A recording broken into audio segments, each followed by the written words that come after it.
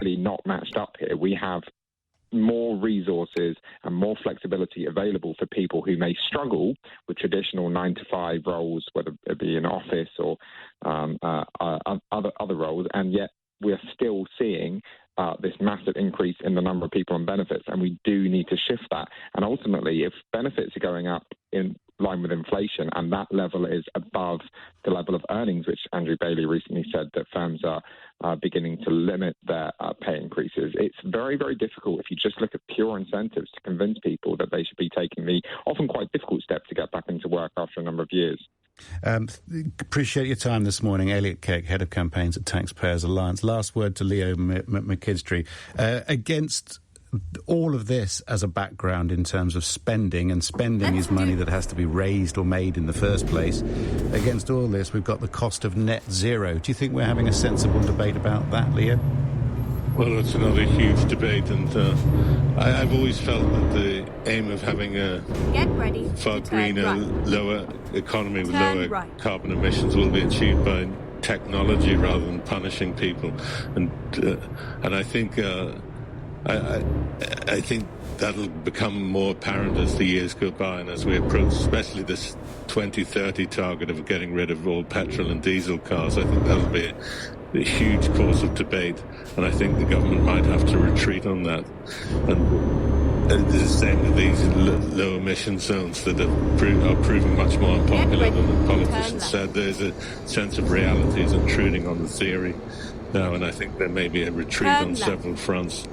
But the compensatory factor will be that new technology and new green innovations will actually make the real difference in the long term.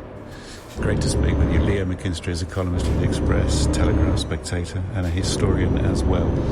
Leo, thank you. 7:17 is the time. We're talking about people on benefits. Always a contentious issue. Do you think cuts in real terms to welfare are something that would go down well in terms of the Tories saying them, or are they just being realistic?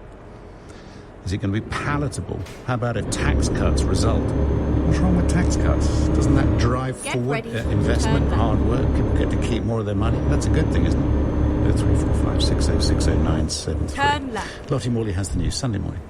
Rescuers are searching for survivors in the mountains of Morocco after a powerful earthquake killed more than 2,000 people. After claims a researcher in Parliament was spying for China, 2 men have been questioned. And the Metropolitan Police has thanked the public for their help in finding Daniel Khalif, who escaped from Wandsworth Prison this week. The weather, cloudy with outbreaks of rain in the far north, patchy cloud and sunny spells elsewhere, a high of 32 degrees. LBC Travel, I'm Joanne Webb. 2 motorways are closed for weekend works. The M3 southbound between junctions 4 at Camberley and 4A at Farnborough. And also in Kent, the M20 is closed westbound from junction 5 at Sittingbourne to 4 at Gillingham. Both of those roads should reopen in the early hours of tomorrow morning. Now, as you head out of the Blackwall Tunnel southbound, the approach road is closed at Millennium Way, and that's for emergency works. In Paddington, Harrow Road remains closed eastbound because of an ongoing investigation. And in Brixton, Cold Harbour Lane remains closed in both directions after that fire. On the train, South Eastern aren't stopping at Charing Cross and Waterloo East stations today. Weekdays from 7 a.m. Hi, I'm the Keir Starmer of radio. Straight to the point. If they're prepared to shoot each other to get on a boat, I don't know if they'll want them coming to this country. Uncompromising. They're incompetent. Nick Ferrari at breakfast on LBC. I've done a complete U-turn on this. Listen on your radio and on Global Player. Kayak is the travel site that finds you cheap deals on flights. And then keep right. But what if there was a place you could find cheap hand-picked deals to destinations like the wondrous coast of Sardinia or the idyllic seaside town of Split? Just imagine. Keep right. Wait, what's and that? Then That's on right. Kayak too? It's called Late Summer Deals. Kayak's cheapest hand-picked deals to some of the best hidden gem destinations. Oh, right, so there is a place. Our cheapest deals for late summer travel. Search Kayak and go see for yourself.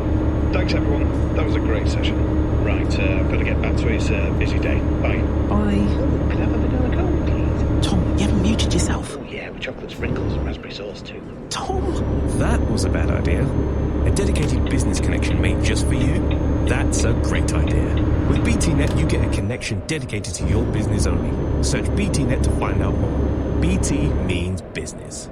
Terms apply. All connections are subject to survey. Full terms available at business.bt.com/terms. DI shy, no more excuses. First, it's drilling in a big jug. Then, it's the leaf blower. Before you know it, you're onto the angle grinder.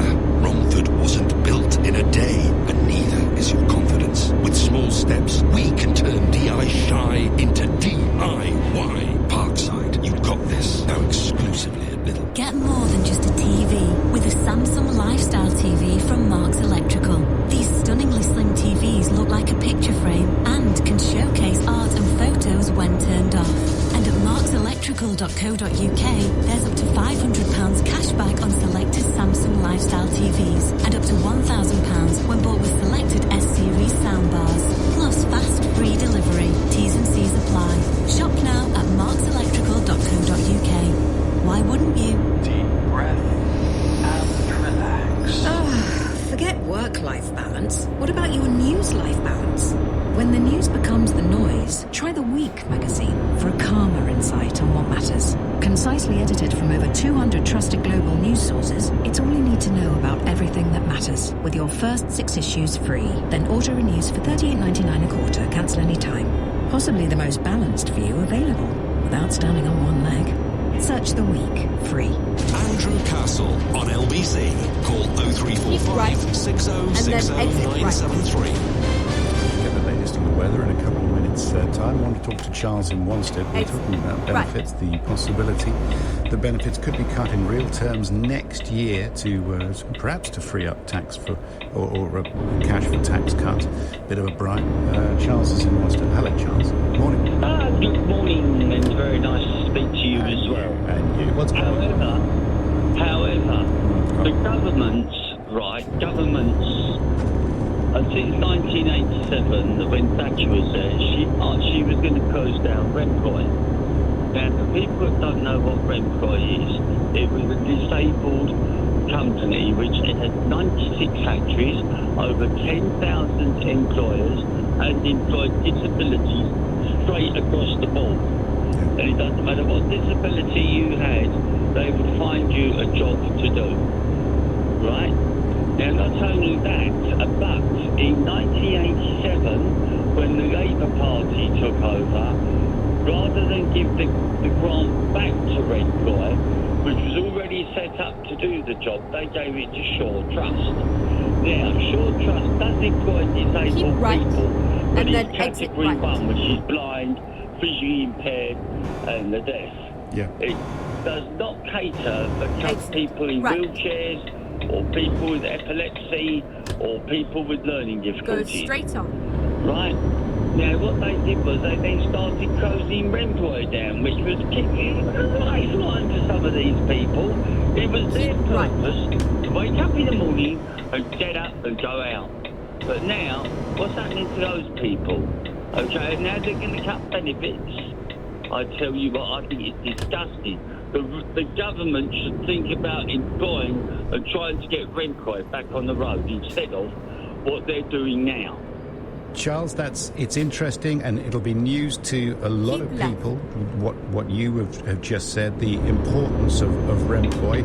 Against that backdrop, I'll repeat that Lord King yesterday, who was interviewed in the Telegraph, he said, he made the point that the Department for Work and Pensions said it would spend 25.9 billion quid on incapacity benefits this year, a 62% rise in real terms.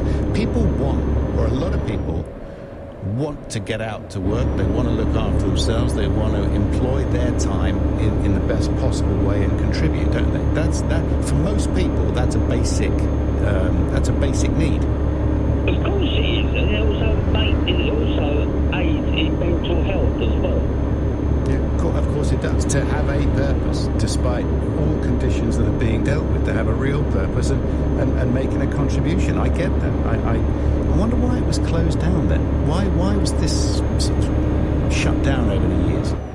Because they brought these experts in, and these experts thought it'd be right to close it down.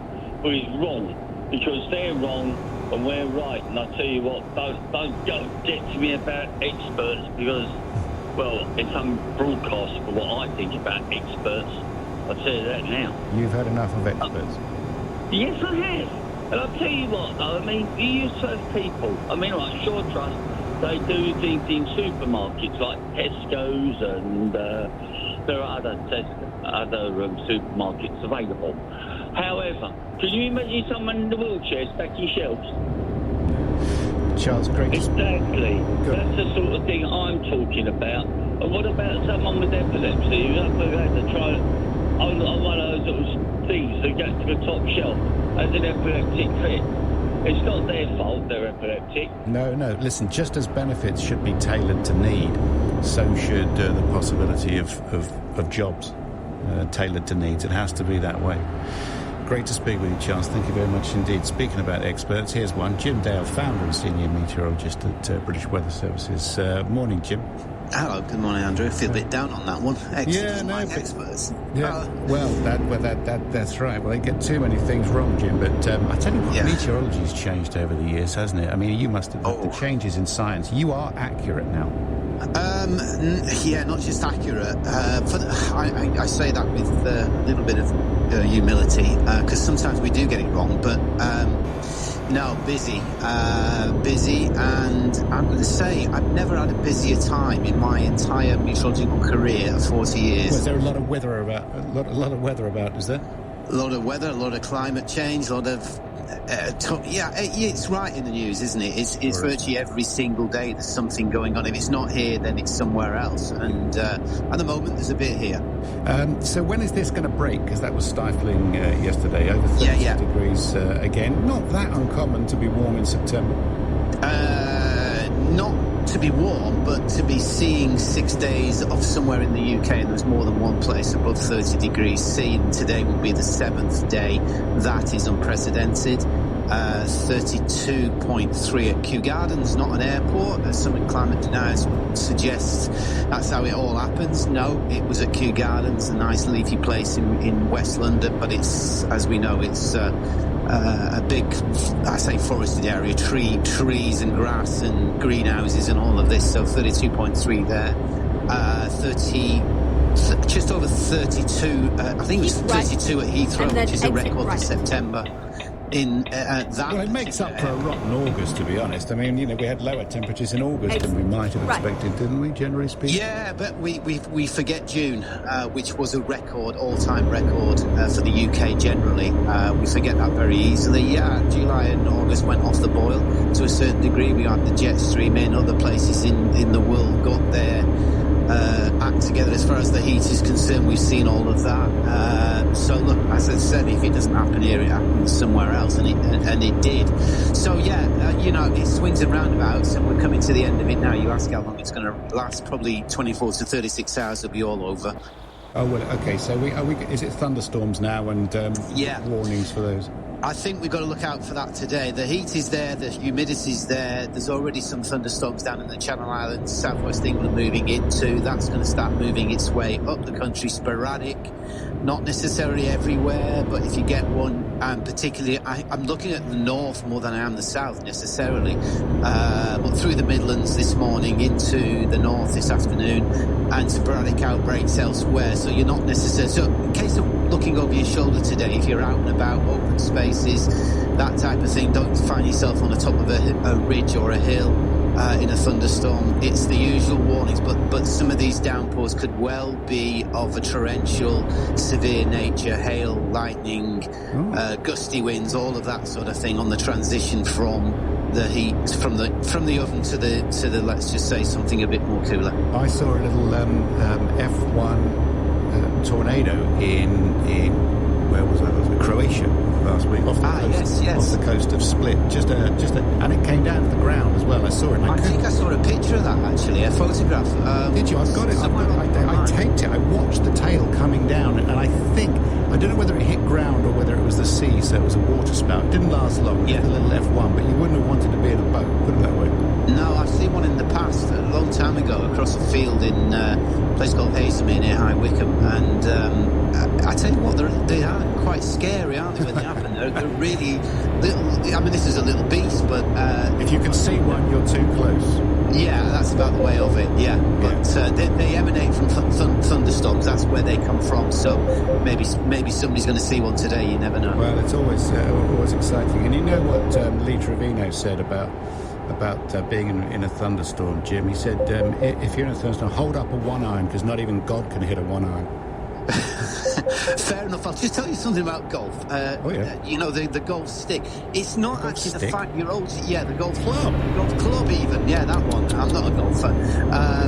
Look, that one. It's not the fact that you're holding it. In other words, the iron part of it. It's where you put it. It's if you lift it to be higher than your head, if you like. In other words, you make yourself the target by putting it up there. Yeah. And of course, golfers are in open, exposed places. So if you're golfing today, guys, girls out there, just take care, because you could become a target very easily. You don't want to be under a tree either, do you? Because trees conduct, and then it shoots out the base of a tree, a lightning strike. Yeah, trees are very tall, and it can strike the top of the tree, down to earth, and come up the other way around you, like from feet to head. There's certain places where you should not be in a thunderstorm. I've got them in my book. I'm just looking at it here, whether or not, and it lists the places where not to be. Golf course isn't high up. There you go. Yeah, kind of open spaces, lakes, and all of this sort of stuff. That's about one. Jim, great to speak with you. Thank you, Jim Dale, founder and senior meteorologist at British Weather Services. Coming up after the news, more of your calls, plus Sir Keir Starmer's brand new tough stance, is it, on channel crossings? Firstly, I don't want anyone to make that crossing. I do think we should stop the boats. I don't want anybody making that terrible crossing. How? Lottie Morley has the news. 3 days of national mourning have been declared in Morocco after an earthquake killed at least 2,000 people. Officials there say thousands more are thought to be injured, and rescuers are looking for survivors. 2 men have been arrested after claims a parliamentary researcher was working as a spy for China. The pair were questioned in March and have been released on bail until next month. And Coco Gauff has won the US Open after coming from a set down to beat Aryna Sabalenka. The 19-year-old's the first American teenager to win at Flushing Meadows since Serena Williams in 1999. The weather, cloudy with outbreaks of rain in the far north, patchy cloud and sunny spells for many elsewhere, a high of 32 degrees.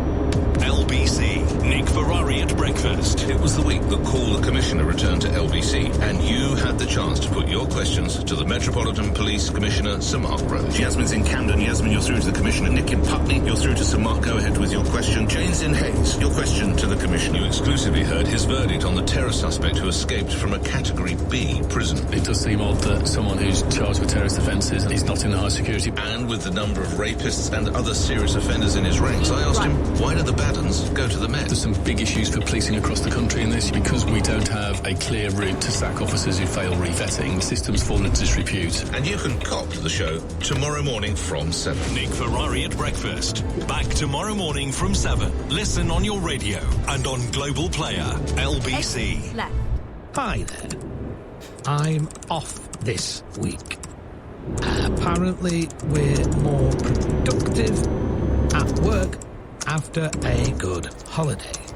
So I'm counting this Caribbean rum distillery tour as professional development.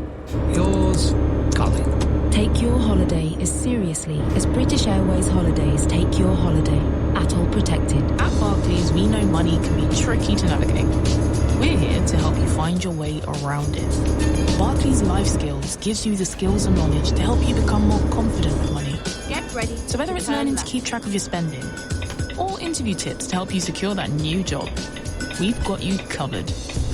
Join the 18 million we've helped so far. Search Barclays Life Skills. Barclays. Make money work for you. 18 million Life Skills participants. Figure independently assured. I've just sold my car. I thought you had outstanding finance. I brought along my final settlement agreement and We Buy Any Car sorted it for me. I'm getting the soft top. Just sold my car to We Buy Any Car.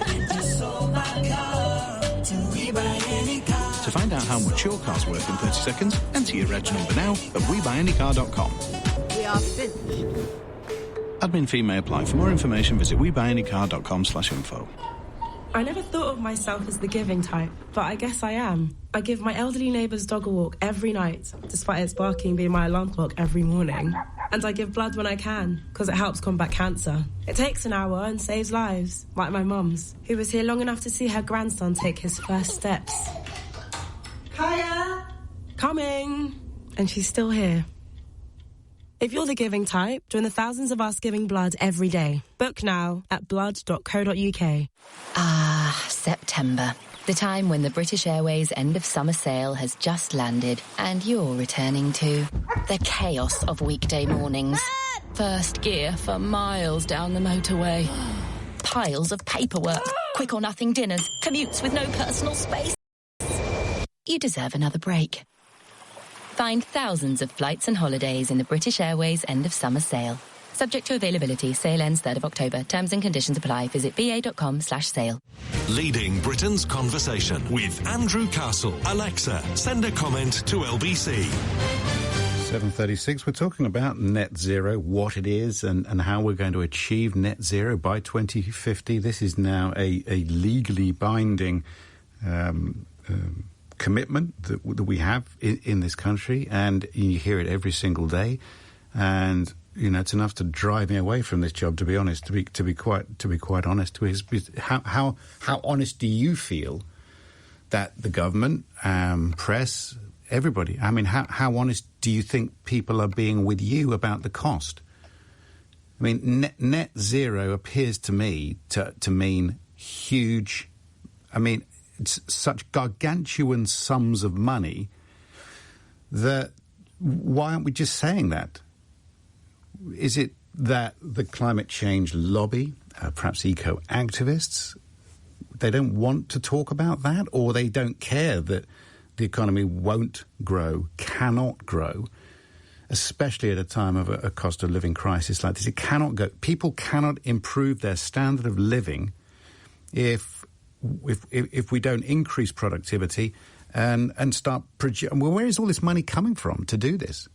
Our living standards are going to have to decline, it would seem. I mean, have you any idea how much it's going to cost, for instance, to rip up the gas network? Just think about that. To stop the supply of gas to homes. Have you any idea how it even gets there in the first place? You don't just go over to the cooker and press the on button. How does it get there? So if it started out 2 miles down in the North Sea, how did it get to your cooker?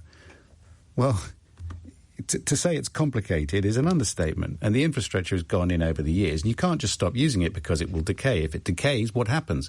Roads, walls, various collapse. So it's going to have to be dismantled.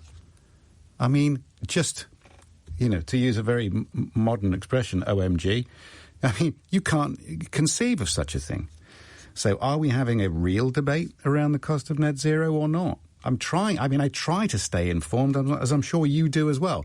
So you focus in on individual items. I've just talked about the national grid and the decommissioning of that and how much that might cost.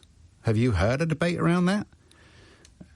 What about the true cost of electric cars? What about heat pumps? Well, on the car thing, Ian Plummer is with me, Commercial Director at Auto Trader UK. Oh, hi, Ian. Good morning. Very good morning to you. Yeah, well, how much will net zero cost? It's a big argument. People are not taking up electric vehicles as quickly as they might. What do you make of that? Why are they not? Well, there are quite a few that are taking up electric vehicles. I mean, 20% of the new car sales last month were electric, so it's a growing trend. Yeah. But you are quite right that it's probably limited to those who can afford them most. The demographic data that we can see on those who are either buying them or even intending to buy them, looking at them on our platform, we tend to prove that they're older and wealthier and probably have a larger and more expensive household, probably with access to off-street parking, which is also cheaper. So there is interest there, but it's not necessarily across the board. And equally, you can see that around 3/4 or maybe even slightly more of the new car registrations were through what we call fleet channels. And typically that will be those sort of business users who are benefiting from the quite considerable benefit in kind advantages that make those electric cars much more affordable to those users, or also to not necessarily high-income earners, but those accessing salary sacrifice schemes, for which, again, electric can be quite an affordable solution. So when they are affordable to those types of categories, they are definitely sought after, or equally there are those who are able to pay what you rightly call the sort of green premium. I think Bill Gates calls it the price you have to pay sometimes to do the right thing. So the green premium, and of course that's a middle class luxury, isn't it, to have any money at all to do the right thing. In a way, margins are tight. The less money that you have. So you're not, I mean, how much can this roll out? I mean, there is such a thing as range anxiety now. The rollout of the charging infrastructure has been painfully slow. I mean, I read yesterday that it's taking 13 years plus for some licenses to be granted for some companies who are trying to push ahead with public charging points at speed. It's taking 13 years for them to be commissioned and been given licenses. There's absolutely a challenge there. There are two main issues that electric vehicle intenders see. The one is, the first one probably now is rising to the fore more and more, is cost, if you've rightly raised. The second is not so much range anxiety, is what we probably call now charging anxiety. Most people are able to do their typical daily journeys quite easily when they've got an electric car, and more people who have electric cars get more confident than those who don't have one. The perception when you don't have one is worse than when you do, and the reality is a lot better, to be frank. But the issue of accelerating the charging network is clearly massive. There is a growing acceleration happening. And there is a lot of effort going in across the charging industry, but the government and the local authorities in particular do need to step up their efforts to accelerate that planning process, which is painfully slow and, you're right, is not accelerating things as much as we need. And how are we going to go from gas to electric? Where are we going to generate this the electricity? The offshore wind farm licenses, nobody bid earlier on this week because the government's subsidies, the guaranteed price that they would pay per unit, wasn't high enough, and nobody was prepared to take that risk. And I guess the auctions come up next year. I know it's a sort of a sidebar, but where are we going to get all this electricity? Well, there are certainly challenges about how clean our electricity needs to be and can be, the affordability of that. But I think there are lots of very credible and commendable efforts in that direction. So I'm relatively confident on that front. And I think we need to make sure that the tailpipe, if you like, cleanliness of our cars is one thing, but what we put into the car in the first place in terms of how we produce our energy is another. There are countries out there that are still producing a lot of their energy, their electricity, I should say more precisely, with coal. Others that are much more around the nuclear and then into the renewable energy sort of sphere. If we want the electric cars to be really clean, we need to be focusing equally on the cleanliness of how we produce that electricity. So you're quite right, that is a big challenge. Great to speak with you. Thank you very much indeed. Commercial Director at Auto Trader UK, that is Ian Plummer. The gas network, says David from Belvedere, does not have to be ripped up. Hydrogen gas will be put in place of natural gas. Not sure about that, David, in terms of what percentage of the pipework and the infrastructure that would be left in place. There are real difficulties with delivering hydrogen through pipes, sometimes aging, that have been delivering natural gas. But I take your point. There will be a percentage that comes through hydrogen. I've got a boiler at home that is apparently hydrogen ready. I've no idea what any of it means. But my friend Dave does, and he's a plumber, and that's good. We all need a Dave. 7:44 is the time. This is an interesting story, isn't it? Keir Starmer's got the answers. Sir Keir Starmer will begin an audacious attempt this week to make Labour the party to stem illegal immigration. He will promise to smash the criminal gangs and bring order to the border. No, you won't. How's he going to do it? Carl Hansen, assistant editor at Tribune. Hi, Carl. Hi, good morning, Andrew. He's got the solution.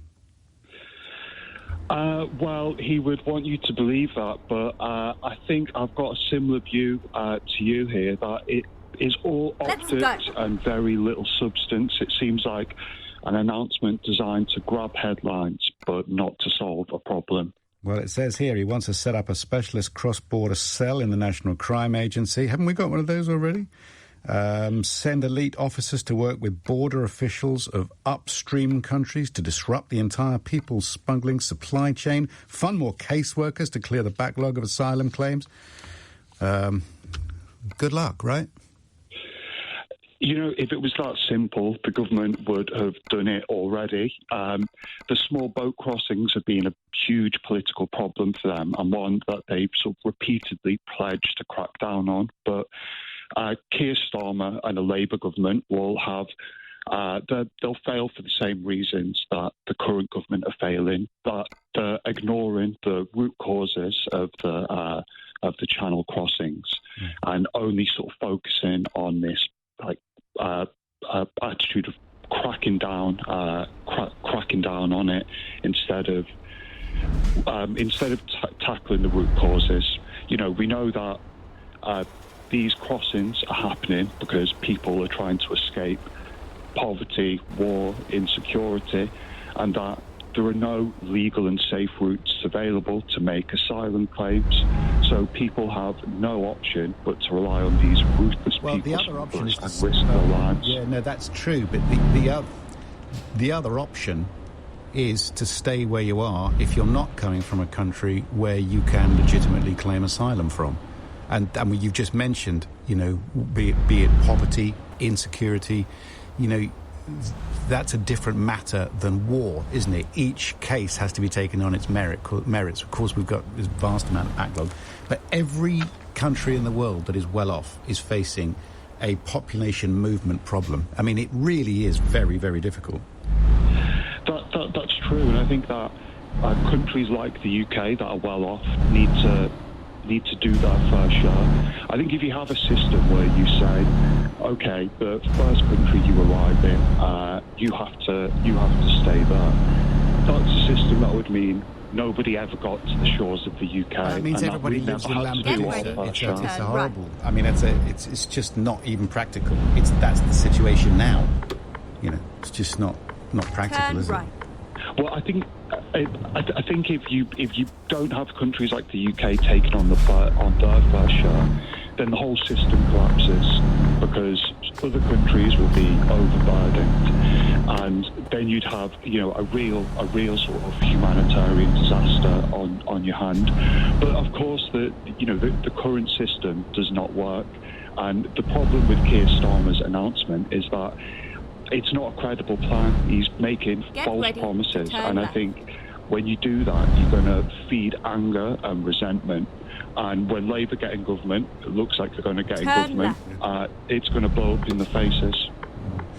Well, he's sat down, hasn't he, with his chief election strategist, Morgan McSweeney, and they believe the failure to stop the boats on Sunak's part has given them an opportunity to attack. We'll see how it develops.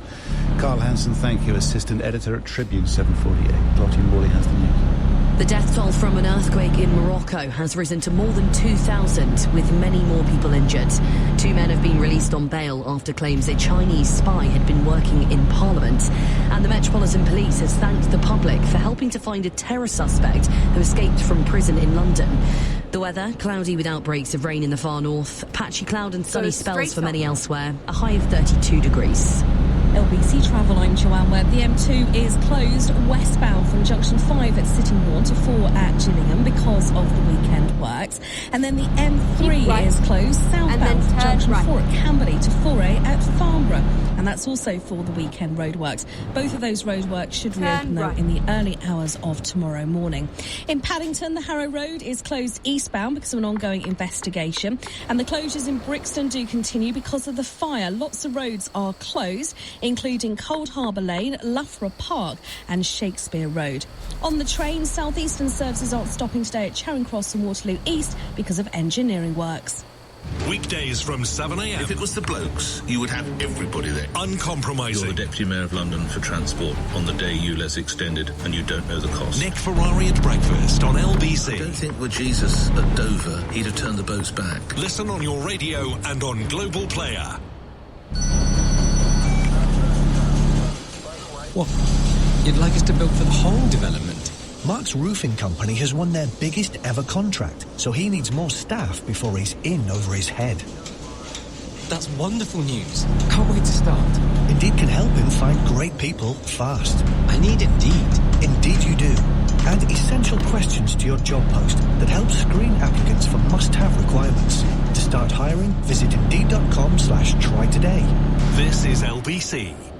This is what award-winning customer service sounds like from real Octopus Energy calls. Wow.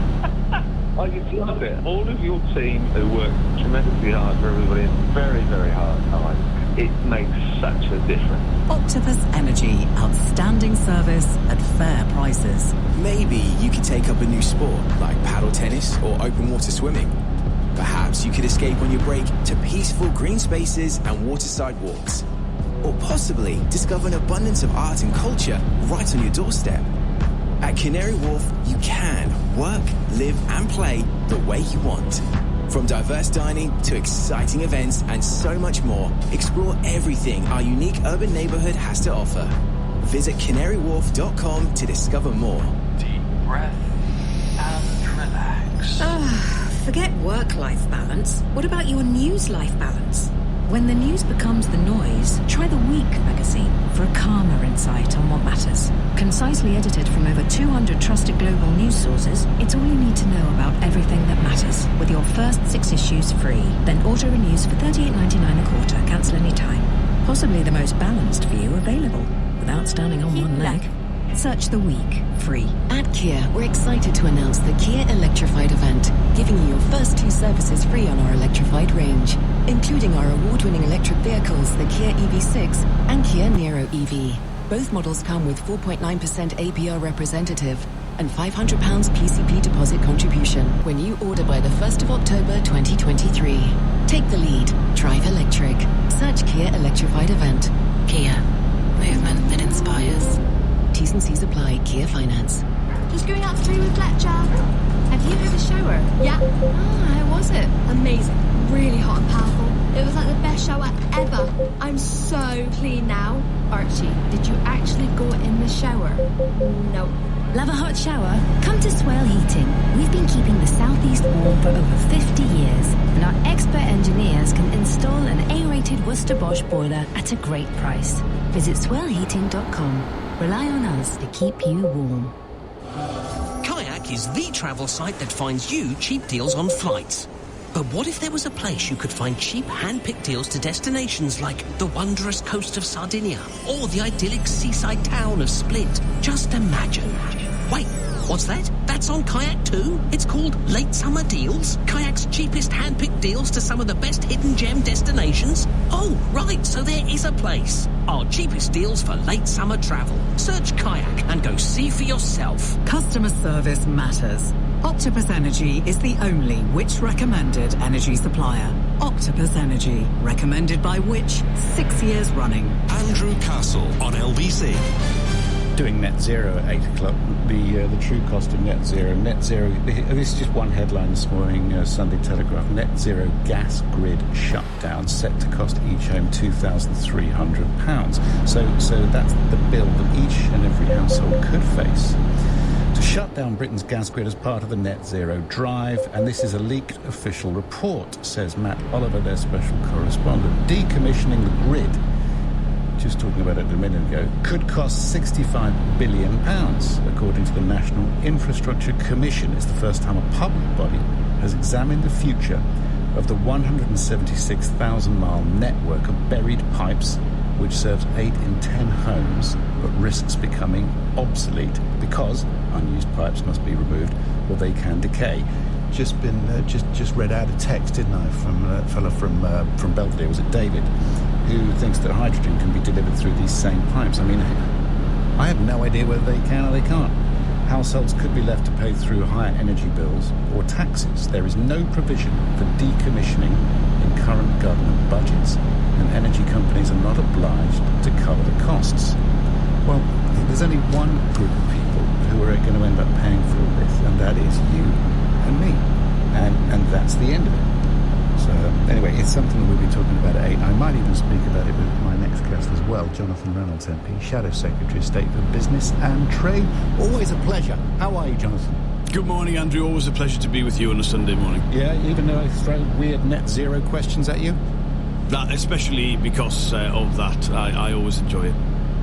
What's net zero then? Help.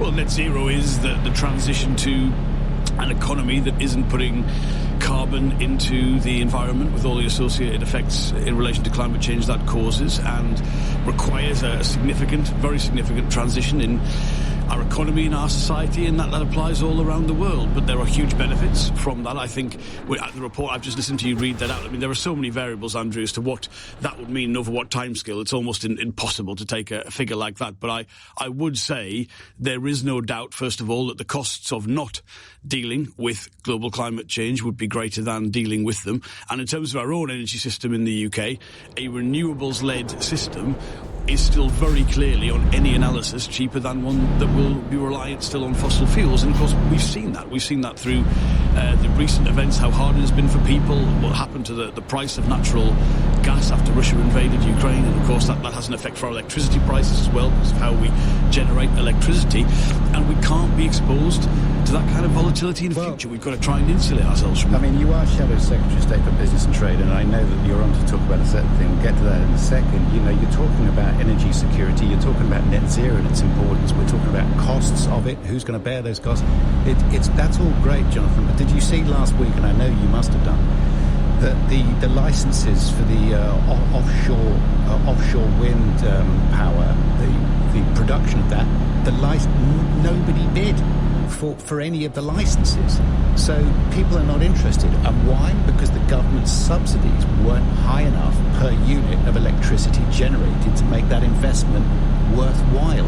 This is going to fall fairly and squarely under your brief, isn't it? So I suppose you'll have to increase subsidies to people, to companies, in order to make it worthwhile for them to undertake this massive investment on their own behalf. Will you increase those subsidies? Well, you're right to say this is a huge issue and more, I'm afraid, government incompetence. Let me just explain a couple of things to listeners. First of all, the way this works, it's not a subsidy per megawatt hour of electricity produced. It's essentially a price floor, and therefore that provides the reassurance to investors to put the money in to build this new capacity. Now, I would just say, looking at the auction, because there was no offshore wind in it, there were other forms of renewables that did proceed, but this was a significant problem because offshore wind is a huge part of the plan for the future.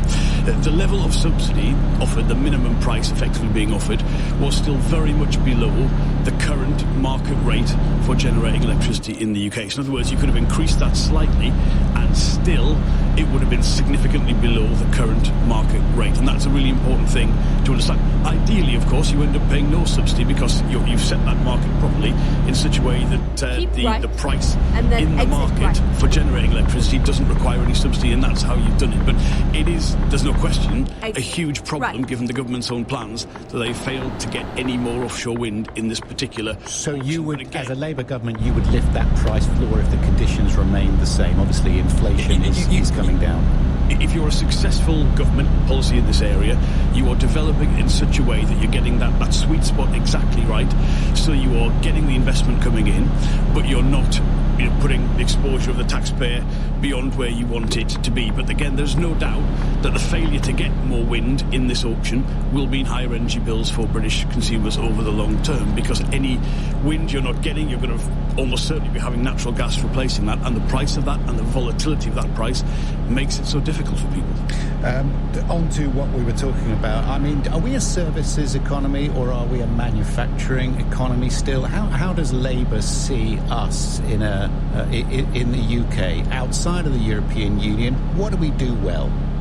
Well, I reject, and I know in politics there's a lot of the conversation which is framed this way. I reject the idea you have to choose one or the other. I mean, we are in the mainly services-led economy. That's the journey we've been on, and we should be very proud of the services we export all around the world. But we still have huge and very important manufacturing capacity in the UK. It's a source of particularly not just jobs, but well-paid jobs, particularly in things like life sciences and automotive and other aerospace, key sectors of the economy. So good policy, good government policy will work for services and it will work for manufacturing. And actually, if you look at, for instance, take a company everyone will be familiar with, Rolls-Royce. Yes, they manufacture world-class engines, but they also service them. So, the two things go hand in hand.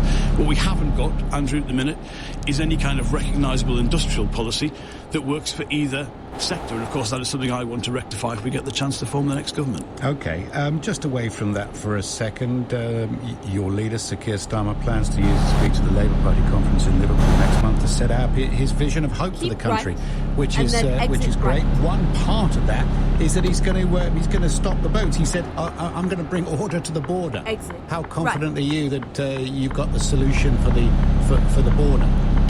I'm very confident in Keir Starmer, because what he is about is serious policy, long-term policy that really fixes the problems this country has. And if you look at what he is talking about today in the interview that he has given, he's contrasting, schemes like Rwanda, which I don't think even any Conservative MP thinks is going to be the solution to small borders. So look, instead of gimmicks like that, take that money, set up a unit in the National Crime Agency that works seriously to tackle the criminal gangs that are behind this. Look at the money we're spending on a huge bill on putting people up in hotel accommodation. Take that money, invest it, get back to processing the number of claims we were just a few years ago. I mean, it's about 9,000 or 10,000 fewer claims a year being sorted out by the Home Office than it was in 2015.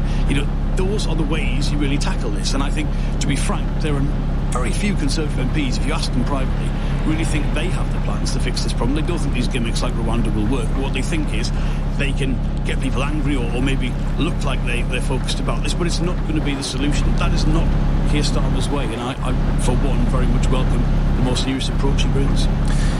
Good speaking with you, Jonathan. Thank you very much indeed for your time, and I know you're busy this morning, so we appreciate it here on LBC. That is Jonathan Reynolds, Shadow Secretary of State for Business and Trade, 1 minute past 8.